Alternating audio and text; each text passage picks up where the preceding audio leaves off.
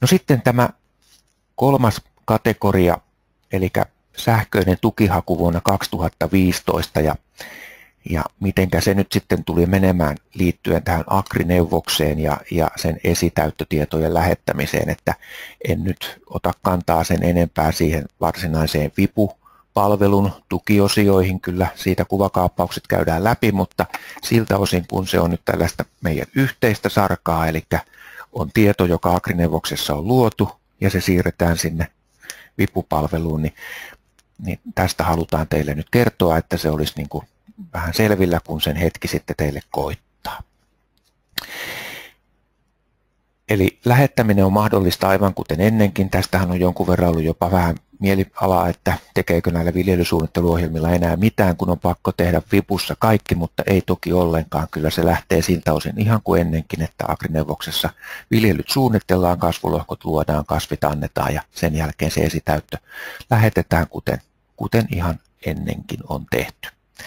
Jos olet tehnyt karttakorjauksia peruslohkoihin tai sanotaanko näin, että vaikka ei olisi tehnytkään karttakorjauksia, niin se koordinaatiston muutos on ainakin aiheuttanut, että siellä niitä muutoksia on. Että ensimmäiseksi kyllä kannattaa Agri-neuvokseen niin hakea oman tilan tiedot Mavista vuodelta 2015, jolloin nämä digitoidut alat tulee esille, kuten tuolla aikaisemmin esityksissä jo käytiin läpitse. Noudosta lähtee liikkeelle. Jaha, siinä oli yksi slaidi päässyt vähän väärälle puolelle aitaa, mutta nyt alkaa oikeastaan varsinaisesti tämä juttu. Eli noudat tilan tiedot, tarkistaa, että kaikki on oikein Agri-neuvoksessa ja koko ala on jaettu kasvulohkoiksi. Agri-neuvoksessa ihan nyt, jos on vaikka uusia käyttäjiä siellä kuulolla, niin se, että miten voi helposti tarkastaa, että onko koko tilan peruslohko jaettu, peruslohkoala jaettu kasvulohkoiksi, niin ainakin itse käytän siellä valikkorivillä toimintoa kasvulohko ja sen alta lisää kasvulohko, jolloin lista näyttää kaikki peruslohkot alakkain ja niiden perässä tulee olla vapaa-alasarakkeessa täydet nollat. Silloin kaikki on hoidettu ja jaettu. Jos siellä näkyy miinuksia tai plussia, kysymys on siitä, että kasvulohkon alaa tulee silloin muokata ja se taas tapahtui siinä kasvulohkolistalla F2 tai sitten ihan hiiren oikealla ja muokkaa kasvulohkon tietoja. Ja sitten kun asiat on kunnossa siinä omassa ohjelmassa, niin lähdetään tosiaan sitä tukihakua tekemään, eli painetaan sieltä Mavi-napin alta se sähköinen tukihaku, kirjaudutaan pankkitunnisteella, aivan kuten aikaisempinakin vuosina. Siellä tulee tämä ikkuna jatka palveluun, ja kun siitä painetaan, niin sen jälkeen ollaan oikeastaan jätetty sitten jo Agri-neuvos lopullisesti taakse ja ollaan siirrytty sinne VIPU-palvelun puolelle, eli siitä eteenpäin, niin oikeastaan vastuukin siirtyy sinne Mavin puolelle, että jos siellä joku ei pelitä, niin se on sitten enemmän sitä puolta. VIPU-näkymä avautuu selaimeesi. Jos selaimesta tässä nyt jotain sanoa, niin Mavi on ainakin omissa koulutuksissaan hehkuttanut, että se Googlen Chrome voisi nyt olla se sellainen varmimmin toimiva selain, mutta tärkeää mun ymmärtääkseni, että onko mikä selain tahansa, Exploreri tai Firefox, niin ainakin uusin päivitys on syytä siitä selaimesta itselleen hankkia, kun näihin hommiin ryhtyy. Ja kun sinne sitten sisään sieltä näkymä avautuu, niin siellä avaudutaan tällaiseen lohkotiedot-osioon ja siellä tulee nämä peruslohkot listalle ja myöskin karttanäkymät heti paukahtaa siihen ruudulle ja punaisella värillä on merkattu ne lohkot, jotka sitten edellyttää tätä kasvulohkojen piirtämistä. Mulla on tässä kuvakaappauksia, jotka tuolta testipalvelimelta olen napannut. Tässä on tämä ensimmäinen sisäänkirjautumissivu, jossa kysyt, että olet tuomassa kasvulohkoja esitäytön perusteella ja esitäytetäänkö tiedot ja vastataan, että kyllä. Ja nyt on tämä lohkotietonäkymä sitten esillä ja nämä stop-merkillä varustetut punaiset peruslohkot kertoo siitä, että näille lohkoille sinä olet jo Agri-neuvoksessa suunnitellut vähintäänkin, että siellä on P-lohko, ellei myöskin C-lohko ja näin poispäin. Ja nyt sitten tässä joudutaan niihin karttaharjoituksiin. Eli pitää piirtää täällä Mavissa se kertoa, että missä ja minkä kokoinen se P-lohko nyt sitten on. Eli tämä selkeästi kertoo ja indikoi teille, eli näillä lohkoilla teidän tulee tuo stop-merkki saada tuosta pois niin, että kaikki tuossa peruslohkolistalla on sitten sen korjausten jälkeen samannäköisiä. Puhutaan geometriasta, eli se piirtäminen muodostaa sen geometrian ja se geometria tuottaa sen pinta-alan ja vain sillä lailla kerrottuja pinta-aloja hallinto haluaa nyt ymmärtää. Vaikka te tiedätte, että joku lohko on 0,2 hehtaaria, niin se pitää nyt pystyä myöskin piirtämällä todentamaan, että se on sen verran.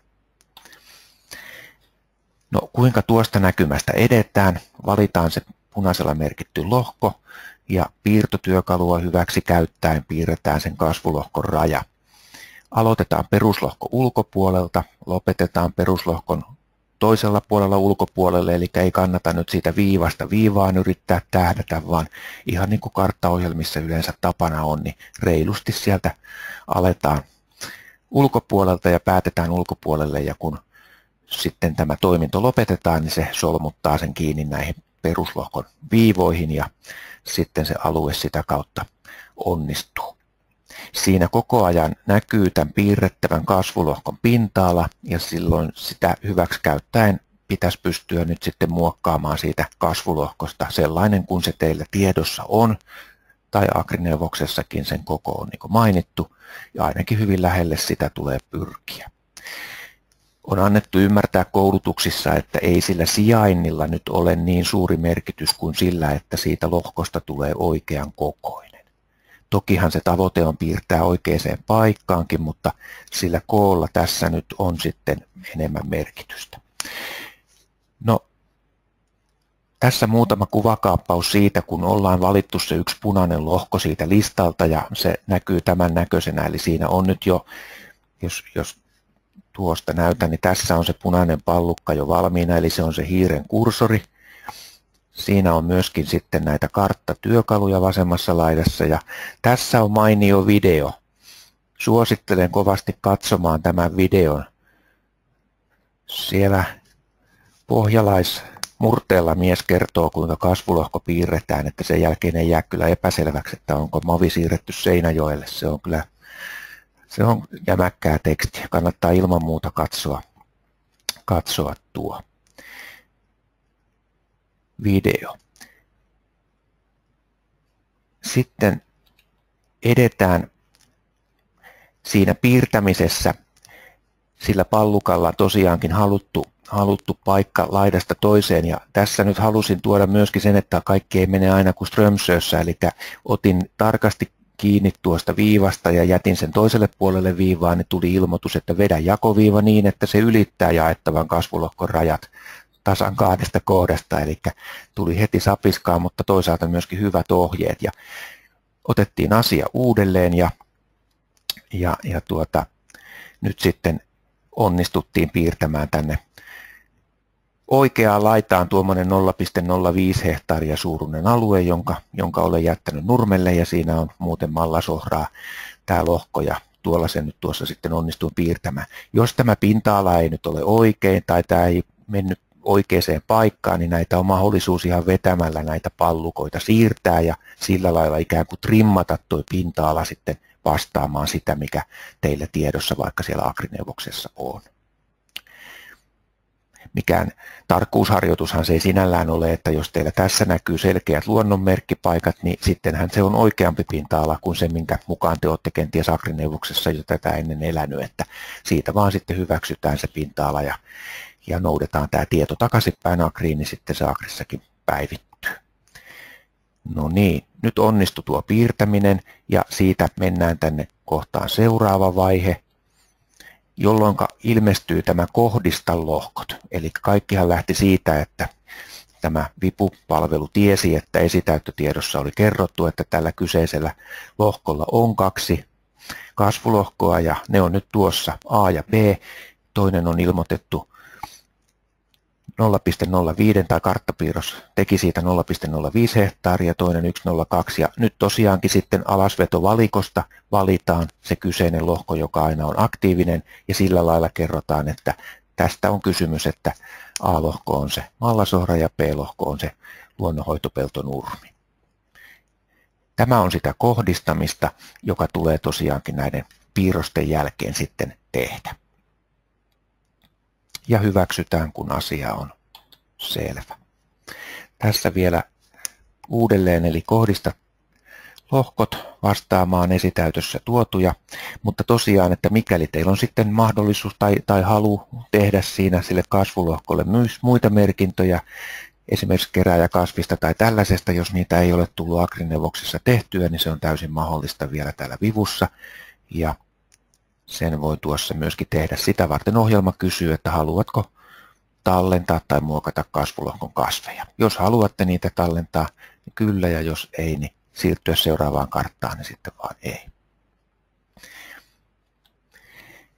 Ja ainakin itse tässä huomasin sitä, että täällä päästäkseen siihen seuraavaan näkymään, eli siihen, mistä voi valita sen seuraavan peruslohkon, jolla sitä piirtoharjoitusta tulee tehdä, niin piti painaa tätä pienennä kartta toimintoa, jolloin päästiin sitten uudelleen ja voitiin valita se seuraava lohko, ja siellä sitten piirrettiin riistapeltoa tuonne jonkunlainen kuitale. Tässä kun alkuun pääsee, niin ei tämä paharasti ole ja ei tätä kannata sillä lailla nyt pelätä eikä antaa tämän niin kuin lannistaa itseään, että kyllä se tästä sitten onnistuu.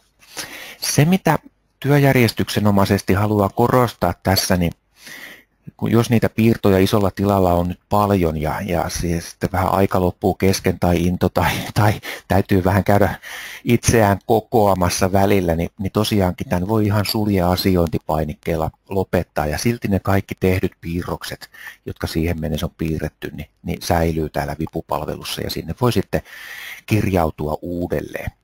Mutta ne kohdistukset on nyt sellainen asia, että jos te tuotte Agrineuvoksesta uudelleen esitäyttötiedon, niin ne kaikki tehdyt kohdistuksetkin on tehtävä uudelleen. Eli älkää nyt montaa kertaa sitä esitäyttötietoa sinne vipupalveluun nyt sitten suotta viekö, koska siinä tulee nyt ylimääräistä työtä. Että suosittelen tässä, että teette sen Agrineuvoksessa nyt maltilla, varsinkin yksitilaversiot, joilla ei ole kuin omasta kysymys, niin valmistelette sen huolella, ja kun sitten aikanaan on päätukihakukin auki, niin sitten voitte piirrellä ja siitä sitten saman tien lähettää sen tukihakemuksen. Ei ainakaan tarvitse sitten useampaan kertaan niitä tehdä. Mutta jos teillä jää piirrot kesken ja haluatte sitten mennä jatkamaan sitä kohdentamista, niin tosiaankin kirjaudutte vipupalveluun aivan suoraan selaimelta, ja silloin pääsette piirtämään lisää kasvulohkoja, ja silloin teillä on siellä ne esitäyttötiedossa tuodut kasvulohkot valmiina, ja se kysyy tosiaankin, että kumpi on A ja kumpi on B, että se homma jatkuu sitä kautta siellä.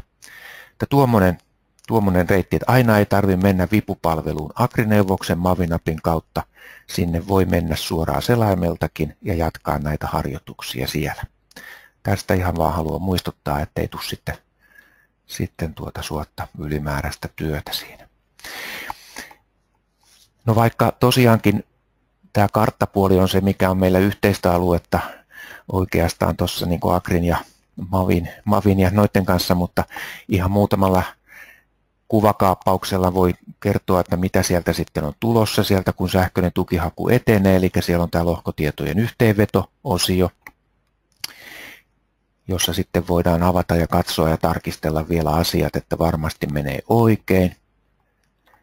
Ja kolmas osio tuolla ylhäällä, kun katsotaan tämä maatilan tiedot, eli tässä on 3 tällaista osiota, jotka kaikki käydään vasemmalta oikealle läpi, ja tässä sitten tosiaan vastaillaan niihin kysymyksiin, joita sivulla kysytään. Sen jälkeen tämä tukihaku aikanaan sitten, kun se on päätukihaku on auki 15. päivä huhtikuuta, niin sen jälkeen on mahdollista sitten edetä tänne kohtaan 2, eli hakea tukia. Eli tätä kohtaa voidaan nyt tehdä sinne saakka, eli 1.4.–15. päivä, niin voidaan näitä lohkotietoja kertoa ja laittaa näitä asioita kuntoon. Ja sitten tosiaan, kun päätukihaku aukeaa, niin voidaan mennä tänne kohtaan 2, eli hae tukia, ja sieltä sitten aukeaa omanlaisiaan sivustoja, joissa valitaan tosiaankin mitä tukia haetaan, ja Täällä kun te painatte raksin tänne ympäristökorvauskohtaan, niin sen johdannaisena teille aukeaa sitten näkymä, jossa vielä tsekataan, että onko väkäset paikallaan näissä ympäristökorvauksen toimenpiteissä. Mutta näistä ei nyt sillä lailla sen enempää. Vipuneuvojaa kehotan kovasti käyttämään ja sitä myöskin Mavi kovasti kehottaa käyttämään, vaikka meillä siellä Agrissakin niitä laskureita on viherryttämisen osalta, niin kyllä vielä kehotan myöskin täällä vipupalvelussa katsomaan, että tämä viherryttämisen ehdotkin esimerkiksi täyttyy, ja täällä on monta muuta asiaa, jotka sitten on hyvä tsekata, ettei käy mitään sellaista yksinkertaista lapsusta siinä tukihaussa. Tässä on nyt kuvakaappaus siitä, että siellä vähintään 2 eri viljelykasvia toteutuu ja pääkasvin osuus saa olla enintään 75, sekin toteutuu ja näin poispäin. Vihreitä oikein merkkejä sieltä nyt sitten kalastellaan ja pongaillaan. Ja kuten tästä rakenteesta jo näkee, niin edetään tuonne yhteenvetoon ja lähetykseen ja sieltä tulostetaan itselle kuuluvat osiot, eli mitä tuki on rupsattu ja mitä tukipapereita lähetetty, ja ne on hyvä tulostaa itselleen joko tiedostoon tai paperille, ja sen jälkeen painettiin nappia, että lähetä, niin silloin se homma on tehty, ja sieltä tulee ihan selkeä ilmoitus, kuten tässä, että hakemus on lähetetty Kuntasi maaseutuelinkeinoviranomaiselle, ja sieltä tulee myöskin sähköpostiin vahvistus, että ei jää epäselväksi sitten tämä asia, että menikö se perille. Ja tämän kuvan otin oikeastaan sen takia, että jos te sitten haluatte vielä hakuajan puitteissa tehdä uuden hakemuksen, niin se lähtee aina siitä, että sinne vipuun mennessä niin tämä sivu aukeaa ja siinä on tuo mahdollisuus, että peruuta lähetetty hakemus. Ja kun sen peruuttaa, niin sen jälkeen on mahdollisuus tehdä sinne taas sitten uusi tukihakemus. Lohkotiedothan säilyy silloin kyllä paikallaan, ettei sitä alusta saakka tarvitse alkaa. Mutta tosiaankin niin niitä voi laittaa sinne vaikka kuinka monta sen hakuajan puitteissa, viimeisin sitten luetaan, mutta ensin on peruutettava se vanha sieltä alta pois. Tämä on nyt kuitenkin sitä Mavin puolta, mutta tulkoon nyt näin teille näytettyä, että jos joku tänne ensimmäistä kertaa on menossa, niin mitä sieltä sitten tulossa on. No vielä ihan koosteeksi, tässä hiukan on mennyt nyt yli 11, mutta sellaisia tärkeitä asioita: käytä vipuneuvojaa, etene kaikki osiot, tulosta ja lähetä hakemus. Ja saat varmistuksen tosiaan, niin kuin äsken puhuin, tuonne omaan sähköpostiin. Ja tuo, että jos siellä palvelussa nyt sitten on ruuhkaa, niin kuin nyt viime keväältä tietysti monelta vähän jo usko meinasi loppua, kun ei ollut aina kysymys pelkästä ruuhkasta, vaan ihan toimimattomuudesta, mutta kyllä tässä toivotaan nyt varmasti kaikki yhdessä, että ne laitteet siellä pelaa Mavin päässä ja myös meidän päässä ja päästään näistä hommista kivuttomasti läpi, niin kuitenkin näin, että yrittää hetken päästä uudelleen, koska kuormitusta siellä varmaan hetkittäin tulee paljon olemaan. Ja tosiaan tuo selaimen valinta on yksi asia, josta jo aikaisemmin tuossa sitten mainitsinkin, mutta ei se siihen selaimeen nyt varmasti kaadu, mutta Google Chromea jos käytätte ja sen oletusselaimeksi tietokoneelle ne laitatte, niin sitten ainakin tämä prosessi menee juuri niin hyvin kuin se sitten voi mennä. Ja jotta tosiaankin siinä piirtäessä sitten, kun ne kasvulohkot ja alat siinä hiukan muuttuu varmastikin, minkälaisena ne on lähetetty, eihän sitä nyt aarilleen niitä piirtoja pystytä tekemään, niin on toivottavaa, että te noudatte heti sen lähettämisen jälkeen ne kasvulohkotiedot takaisin ohjelmaan. Sieltä Mavinapin kautta Agrineuvoksesta noudat tiedot ja sieltä sitten tulee ne äsken sinne jätetyt kasvulohkotiedot sitten takaisin tänne Agrineuvos-ohjelmaan, ja siinä on niin kuin ideana se, että olisi tavoitetila, että on sama tieto siellä hallinnossa kuin ohjelmassa, että tästä on jonkun verran sillä lailla näyttöä, että tämä tahtoo sitten joidenkin kohdalla siinä matkalla vaihtua, ja vasta sitten tukitarkastuksissa niin tämä ero huomataan ja sitten se harmittaa, kun ei siitä sitten selviä muuta kuin rahalla. Pyritään tähän, että on sama tieto kummallakin puolella. Ja jotta siinä piirtämisestä ei jäisi ainoastaan vaiva ja haitta, niin kyllä sieltä sitten se geometriatieto on käytettävissä Agrismartin karttanäkymässä, eli kyllä se sieltä sitten tulee myöskin käyttöön niihin mobiililaitteisiin ja varmasti myöskin auttamaan siellä pellolla ja kaikessa siinä viljelyarjessa, että tähän tässä pitäisi kuitenkin pyrkiä, että on välineitä, jolla tästä kaikesta sähköisestä toiminnasta myöskin sitten jäisi sitä muutakin hyötyä itselle, eikä pelkästään vaan tämä vaiva. Kaiken kaikkiaan tästä tukihausta niin paljon, kun tähän nyt on liittynyt näitä keskusteluja siitä, että on asioita auki ja myöhään menee, ja kyllähän tässä kädestä suuhun on punnerrettu niin täällä Suonen tiedossakin ohjelmataloissa varmasti kaikissa ja Mavissa ja muuten, mutta sellaista yhteispeliä tämä kuitenkin on, ja kyllä minulla on ihan vankka usko, että kyllä tästä nyt kuitenkin saatetaan selvitä, ja kun tuo jatkoaikakin tuli ja sitä hyödyntäen, niin kyllä tässä mennään. Hyvissä ajoin kannattaa olla liikkeellä. Kaikki sellaiset asiat, jotka on jo valmiita ja varmoja, ne kannattaa käydä nyt jo sitten piirtämässä ja tekemässä, ettei tule sitten sellaista itse aiheutettua siellä takarajalla siellä sitten sitä painetta, niin sitä ei näe sitten voi oikein muiden niskoille laittaa, se on jo vähän sitten omaa, jos sen sinne jättää. Mutta toivottavasti tästä setistä nyt oli jotakin apua teille, ja niin Agrineuvoksen osalta kuin muutenkin tarkoitus meillä on pitää Agrineuvoksesta vielä sen varsinaiseen viljelysuunnittelukäyttöön ohjaavaa webinaaria tässä alkaneen kauden aikana, ja katsotaan, siitä on myöskin tuossa palautekyselyssä, kysytään myöskin teidän mielipidettä sen tarpeellisuudesta. Omasta ja yhtiön puolesta haluan toivottaa teille kaikille oikein hyvää pääsiäistä, ja joku valtiomies joskus sanoi, että kyllä se siitä. Kyllä mä uskon, että tämäkin menee ihan hyvin tästä. Oikein hyvää pääsiäistä. Hei hei.